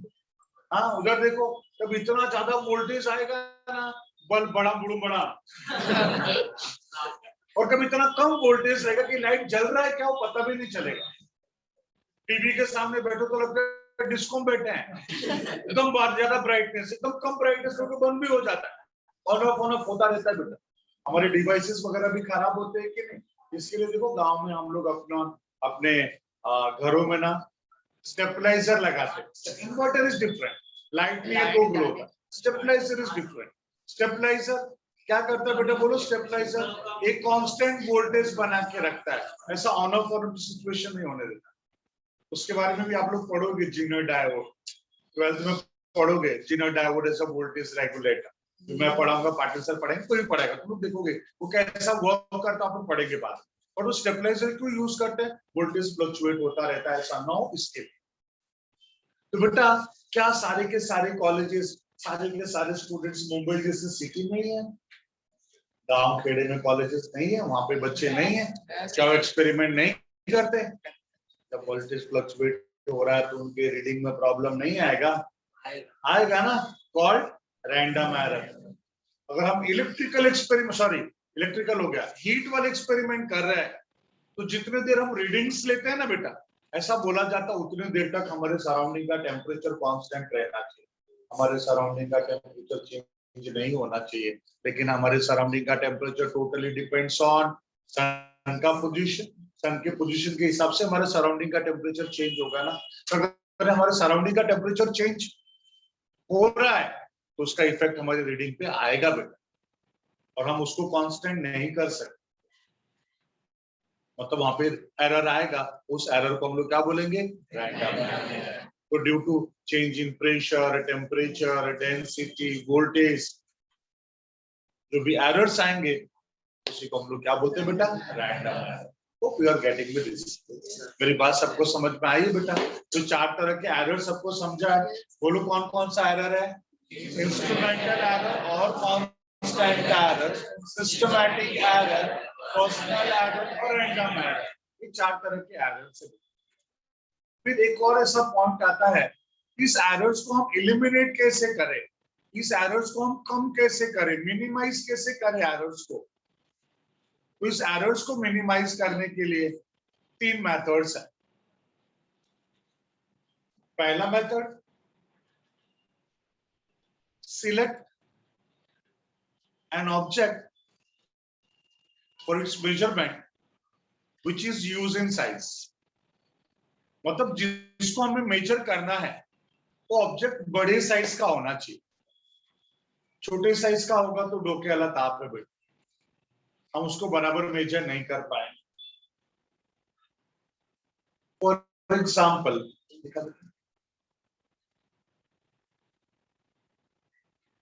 होल दिख रहा है, देखो इसका रेडियस मेजर करके बता। सर दिख भी नहीं रहा अच्छे से, काय का रेडियस है।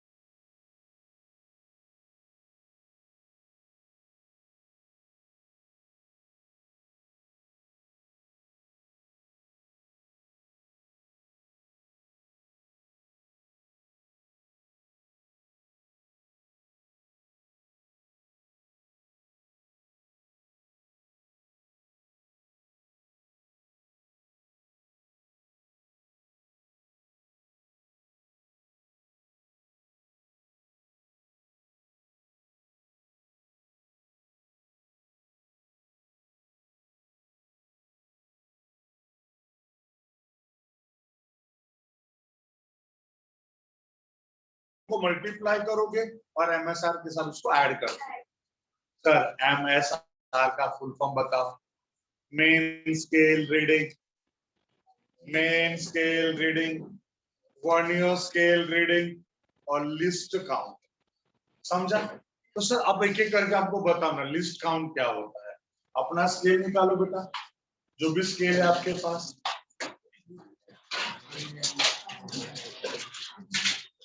बेटा ये देखो स्केल। हेलो हेलो, ये देखो स्केल। बेटा स्केल पे बहुत छोटे छोटे ढेर सारे डिविजन्स है कि नहीं? इस स्केल पे ढेर सारे डिविजन्स है कि नहीं? अरे है ना, छोटे छोटे बहुत सारे डिविजन्स है। एक स्मॉलेस्ट डिवीजन कितने का है? एक स्मॉलेस्ट डिवीजन कितना है? वन स्मॉलेस्ट डिवीजन कितने का है? कितना है? अरे 0 से 1 is 1 सेंटीमीटर, 0 से 1 is 1 सेंटीमीटर। उस 1 सेंटीमीटर में कितने छोटे छोटे डिविजन है जरा चेक करो। 10। तो 1 सेंटीमीटर को 10 से डिवाइड करेंगे तो कितना होगा? कितना होगा? अरे 0.1 सेंटीमीटर। तो तुम इतना क्यों कंफ्यूज होते हो रे? एक हमारा स्केल है, देख ये हमारा 0 1 2 3 4 5 6 7 8 9 10, ये 1 है। ये टोटल डिस्टेंस कितना? 1 सेंटीमीटर। उसके 10 टुकड़े करेंगे तो कितना होगा? 1 सेंटीमीटर। 0.1 सेंटीमीटर हो गया कि नहीं? हमारा एक टुकड़ा 0.1 सेंटीमीटर का हो गया कि नहीं? मैं इसके लिए सब बता रहा हूं बिकॉज एलसी का फॉर्मूला है smallest division upon number of division. Smallest division 0.1। कितने नंबर ऑफ डिविजन है यहाँ पे जरा मेजर करके बताओ। कितने नंबर ऑफ डिविजन है? अरे 15 सेंटीमीटर है ना बाबू? 15 सेंटीमीटर। 1 सेंटीमीटर में कितने डिवीजन है? 10। तो 15 सेंटीमीटर में कितने होंगे? 150। तो 150 से डिवाइड कर दो। उसका क्या हो गया बेटा? बोलो लीस्ट काउंट। मेरा बात सबको समझा? लीस्ट काउंट क्या होता है? क्या है फॉर्मूला लीस्ट काउंट का? चाहिए तो BSS में लिख लेना। BSS बता देना जिसको नहीं पता होगा, BSS में लिख लेना बेटा। लीस्ट काउंट का फॉर्मूला क्या है? Smallest division upon number of division. ये फॉर्मूला लिस्ट काउंट का क्या है बेटा? बोलो smallest division upon number of division. हाँ 20 मिनट बंद ही कर दो, एक तो दोनों बंद कर, सिर्फ 20 मिनट।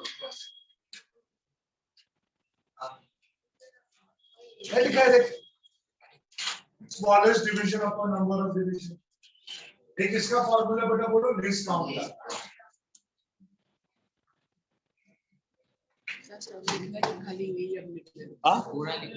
ना वो बने सिर्फ BSS पे लिखो। BSS में हाँ BSS पे लिख लो। सिर्फ लिस्ट काउंट को सिर्फ लिख लो, फिर बताता हूँ क्या करना। बराबर है? लिखिए आप लोगों ने। लिस्ट काउंट क्या है?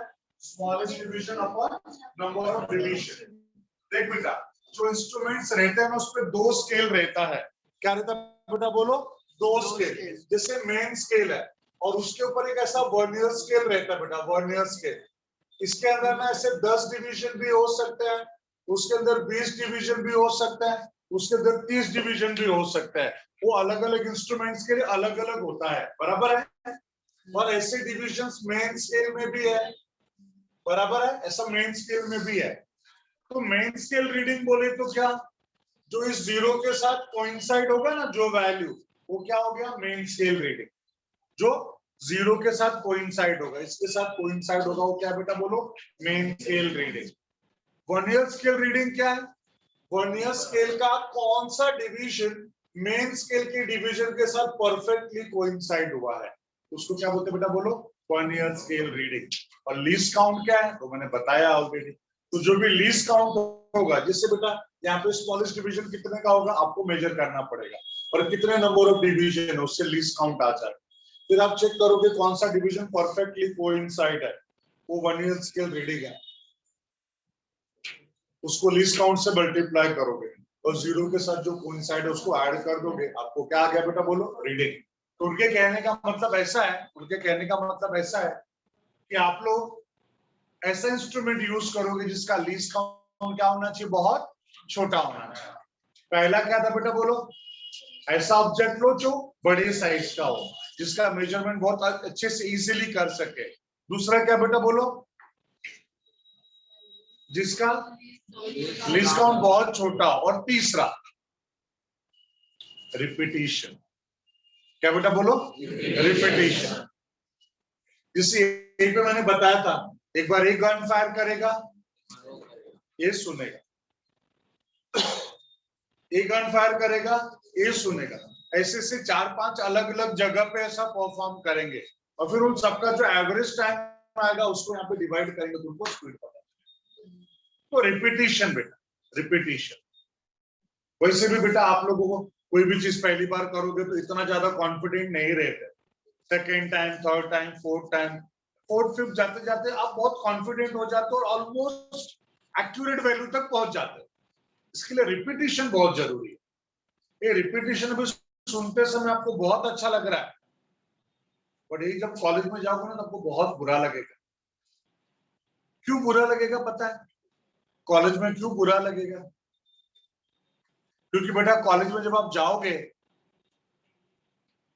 तो पहले 4-5 घंटे के लेक्चर्स होंगे। लेक्चर्स में तुम्हारा माइंड सड़ जाएगा। इसलिए सड़ जाएगा, ये मेजरमेंट में कब से पढ़ा था? 5 लेक्चर्स तक तो हो गए बेटा, अभी भी खत्म हुआ नहीं है, अभी और 3-4 क्लास जाएंगे। बेटा इसको पढ़ाने में कम से कम ना 10 से 12 से 14 घंटे जाते बेटा पढ़ाने। बीच में स्टार्टिंग में अपन उसको रिवाइज भी तो 1-2 बार किए ना, न्यू कमर्स की वजह से। मेरी बात सबको समझ में आ रहा है? तो पॉइंट ऐसा 12 से 14 घंटे जा रहे पढ़ाने को। इसी टॉपिक को तुम्हारे कॉलेज वाले ने 1 घंटे के अंदर खत्म करेगा। बहुत हो गया 1 घंटा, में ज्यादा बोला 1 घंटा। 40 मिनट के एक लेक्चर में लोग खत्म भी कर देंगे। तो समझो बेटा आपको कितने अच्छे से समझते। और सब लोग ऑलमोस्ट वैसे ही पढ़ाते कॉलेज। वो तो बोलते भी तुम लोगों ने क्लास में पढ़ा तो हम क्यों पढ़ाए, तो फीस भी नहीं लेना चाहिए, फीस भी है नहीं, हम जान दे, अपने भाई बंधु हो, कोई प्रॉब्लम नहीं। तो ठीक है भाई, चलो जिसका जहाँ पे एटमॉस, वो लोग पढ़ाना चाहेंगे फिर भी नहीं पढ़ा सकते, वो पढ़ाना चाहेंगे फिर भी नहीं पढ़ा, टाइम नहीं मिलता है नहीं। तो बेटा पॉइंट ऐसा 3-4 घंटे में तुम ऐसे सड़े रहोगे, दिमाग दुखता रहेगा।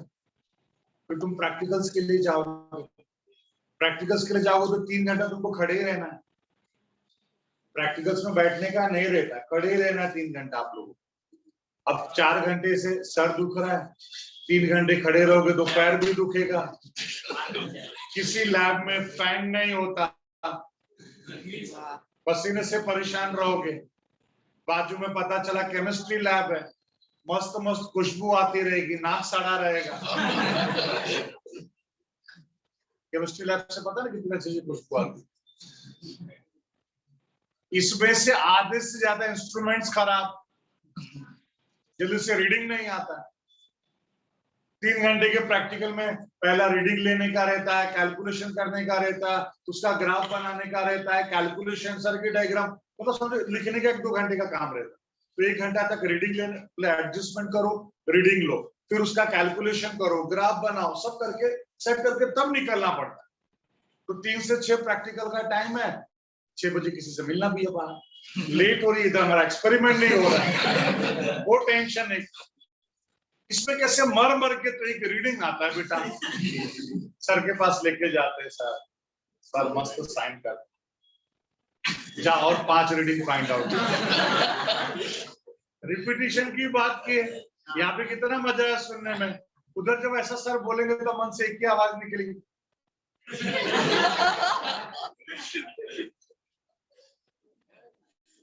आया ना? तब तो एक ही बात, इतनी सिचुएशन में सर रीडिंग आ रहा है तुम और 5 बार बोल रहे हो, फिर तो दिल से ऐसी आवाज निकलेगी बेटा। लेकिन तुम लोग ऐसा आवाज मत निकालना, इसमें सर की कोई गलती है? सर तो यही चाहते हैं कि भाई आप लोगों ने एक बार जो कैसे मर मर के फाइंड आउट किया, 4 बार 5 बार वही चीजें रिपीट करोगे, you will be very close to the actual value. इसके लिए रिपीटिशन होता है। तो मैंने बताया ना, ये जो एरर्स हैं हम उसको खत्म तो नहीं कर सकते, मिनिमाइज कर सकते हैं। कैसे मिनिमाइज कर सकते हैं? तो ऐसा इंस्ट्रूमेंट जिसका साइज बड़ा है, थोड़ा एरर के चांसेस कम हो जाएंगे। दूसरा, इंस्ट्रूमेंट जिसका लीस्ट काउंट बहुत कम होगा तो और ऑलमोस्ट एक्यूरेट वैल्यू के पास पहुंच जाए।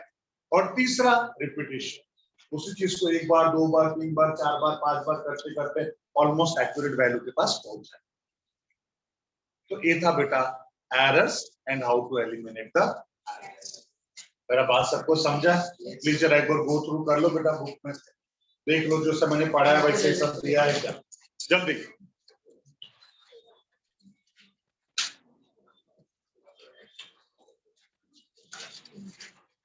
देखो दिया एरर्स को दिया कि नहीं? फेसबुक में दिया। हाँ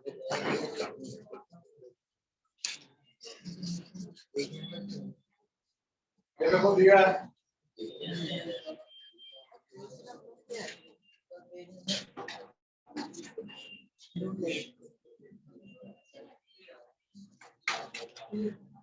ये देखो, पढ़ लो एक बार, उसको पढ़ लो आप लोग, फिर इसको जरूर लिख लो बेटा।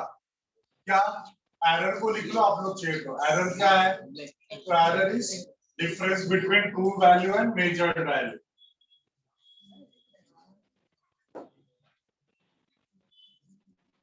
फिर टाइप्स ऑफ एरर में चारों का सिर्फ नाम लिख लो बस, आपको याद रहेगा। चार क्या लिखोगे बेटा, बोलो। पहले इसको लिखो फिर बता दो, पहले इसको लिखो।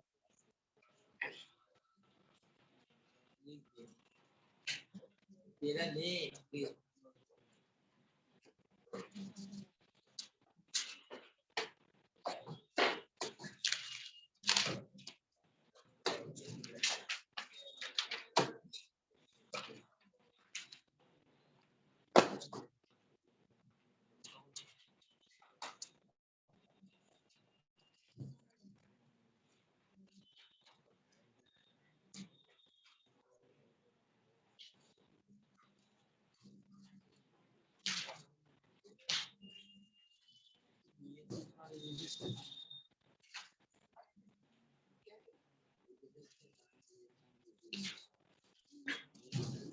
लिख लिया।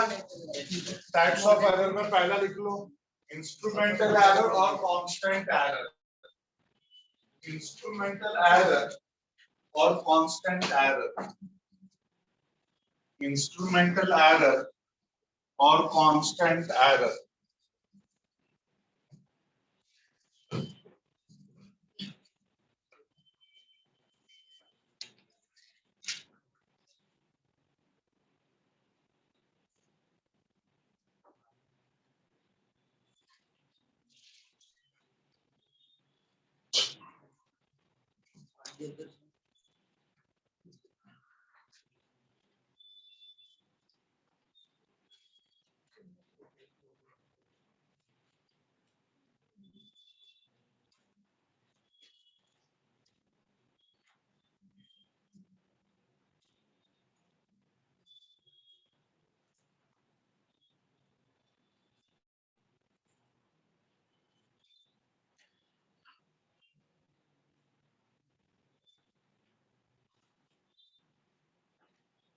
लिखा? दूसरा क्या लिखा? Systematic error. Systematic error. तीसरा क्या लिखा? Personal error. और चौथा रैंडम।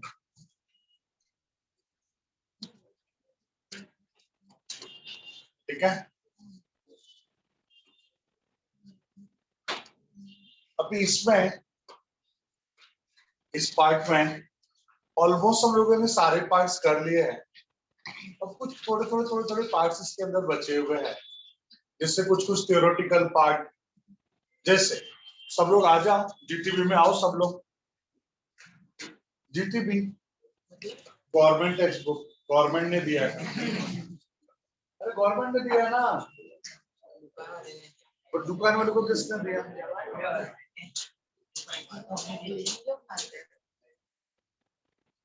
तो हर चीज के लिए पैसे देता है, पता है? हाँ, तू इस इंडिया में रहने का भी पैसा देता है, तू जिंदा उसके लिए भी पैसा देता है। जिंदा है तो खा के ही है ना जिंदा, तेरे खाने की कोई भी चीज पर तू टैक्स भरता है, तो हर चीज का पैसा देते हैं।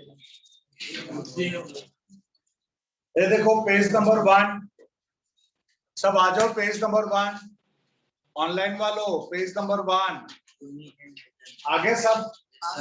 जीटीपी नहीं लाया बेटा, है जीटीपी है, सब जगह पे जीटीपी है। जीटीपी पे देखो पेज नंबर 1 पे जो जो चीजें वो लोगों ने दी है, ये सारी चीजें हम लोगों ने लिखी हुई है बेटा, याद करो। मैंने लिख के दिया था सबसे पहले मेजरमेंट क्या है। अच्छा काम करो, क्या एक बार ऐसा ओरली बोल दो क्या मैंने क्या क्या कराया अभी तक, तो थोड़ा एक आइडिया आ जाएगा, फिर हम लोग यहाँ पर आएंगे। देखो सबसे पहले कोई बोलो मतलब सुनो ध्यान से, जो न्यू कमर्स है अब लोग मेरी बातें को सुनो बेटा, अभी कुछ नहीं कर सकते, थोड़ी देर के बाद फिर मतलब फिर से दोबारा कराएंगे, ऐसा नहीं कि नहीं कराएंगे, लेकिन बेटा अभी तक जिनका हो गया फिर से रिपीट करते बड़े तो बोर हो जाएंगे लोग, ऑलरेडी 2 बार 3 बार तो रिवाइज कर चुके हैं बेटा, सो प्लीज थोड़ा कॉपरेट। कैसे हम लोगों ने सबसे पहले स्टार्ट किया था कि मेजरमेंट क्या है, मैंने डेफिनेशन बताया था, फिजिकल क्वांटिटी क्या है, फंडामेंटल फिजिकल क्वांटिटी क्या है, डिराइव्ड फिजिकल क्वांटिटी क्या है, फंडामेंटल यूनिट्स क्या है, डिराइव्ड यूनिट्स क्या है, ऐसे 6 डेफिनेशंस हम लोगों ने दिया बेटा। उसके बाद मैंने आपको बताया था list of fundamental physical quantity, जो थाउजेंड्स ऑफ फिजिकल क्वांटिटीज हैं उनमें से फंडामेंटल फिजिकल क्वांटिटीज कौन से हैं, तो उसका एक लिस्ट मैंने दिया था आप लोगों को, जिसमें 9 फिजिकल क्वांटिटीज थे, उसका यूनिट और सिंबल्स मैंने बताया था, उनके यूनिट्स क्या और उसके लिए सिंबल्स क्या है। फिर मैंने 4 पॉइंट लिख के दिया था कि जो स्टैंडर्ड्स हैं उनके प्रॉपर्टीज क्या होंगे, याद आ रहा है? 4 प्रॉपर्टीज लिख के दिया था कि स्टैंडर्ड्स के प्रॉपर्टीज क्या होने चाहिए। फिर मैंने आप लोगों को लॉज ऑफ इंडाइसिस लिख के दिया था 4 पॉइंट्स, मैंने बोला भी था कि आपको ये सब ऑलरेडी पता है बिकॉज 7th स्टैंडर्ड में आप लोगों ने पढ़ा है, मेरे सेटिस्फेक्शन के लिए आपको बता रहा हूँ, ऐसा बताया था मैंने, तो लॉज ऑफ इंडाइसिस लिख के दिया। फिर हम लोगों ने डायमेंशंस के बारे में पढ़ा, और सबसे पहला डायमेंशन मैंने दिया था length, mass, time, area, volume, velocity, acceleration, force, work, power, energy, pressure, power, momentum, couple, torque, momentum, 17। फिर मैंने आप लोगों से उस 17 का एक लिस्ट भी बनवाया था, याद करो। और उसके बाद फिर हम लोग इसके एप्लीकेशंस के बारे में पढ़े, कि जो डायमेंशन से जो आप लोगों ने पढ़ा है इसके यूजेस क्या है, इसके यूजेस क्या है बेटा, तो हम लोगों ने पढ़ा था यूजेस, उसके क्या क्या यूजेस पढ़े थे बेटा।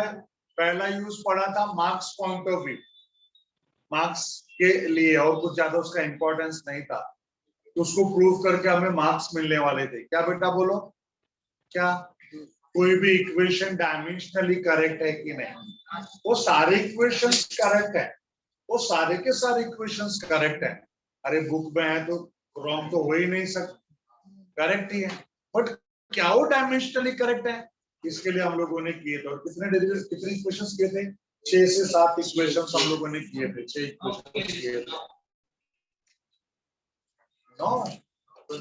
हो सकता किए थे अपन इक्वेशंस, डायमेंशनली करेक्ट है या नहीं वो चेक किया। उसके बाद कोई भी फिजिकल क्वांटिटी का ऐसा यूनिट अलग होता है, सीजीएस अलग होता है, उनके ऐसा ही वो सीजीएस के बीच में क्या रिलेशन है वो हम लोगों ने फाइंड आउट किया था, याद आ रहा है, ऐसा ही वो सीजीएस यूनिट के बीच में रिलेशन, ऐसे 2 मैंने सॉल्व करके दिया था, और बाकी का 11 आप लोगों ने फाइंड आउट किया था, याद आ रहा है बेटा, मजा आया था पूरे डेरिवेशंस करके।